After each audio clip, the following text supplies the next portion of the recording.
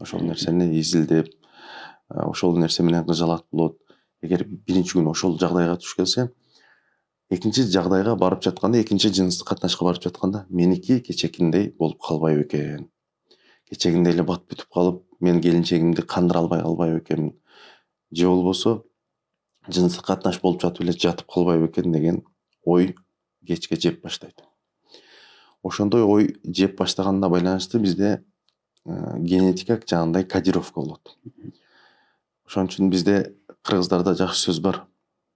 Ниетиңди оңдо, ниетиңди түзө деген сөз бар. Биз канчалык жакшы информацияны алып келсек, ошончолук организмде бизде генетикабызда кодировка болот. Биз биринчи күнү ошол жагдайга туш келдик, экинчи күнгө чейин бизде ошол нерсени кодировка кылып баштайбыз.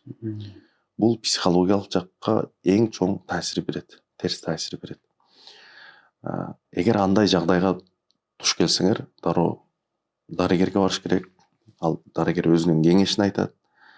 Сизде эгер бат бүтүп атсаңыз, мындай жолдору бар. Например, позалары бар бат бүткөндөрдүн. Биз жыныстык мүчөсүн карайбыз. Чоң, кичине, же болбосо кыска, узун дегендей. Андан кийин жана ал жыныстык мүчөдөгү чувствительность деп коебуз, ошол бизге сигналды берип жаткан. Андан кийин кээ бир учурларда бүтпөй калат. Жыныстык катнаш учурунда уруктук чыкпай калат. Андай жагдайлардагы бул психологиялык чоң таасирлерге душар болот. Негизи кайсыл учур болбосун, андай учурда дароо дарыгерге барыш керек, өзүнүн керектүү информациясын алыш керек.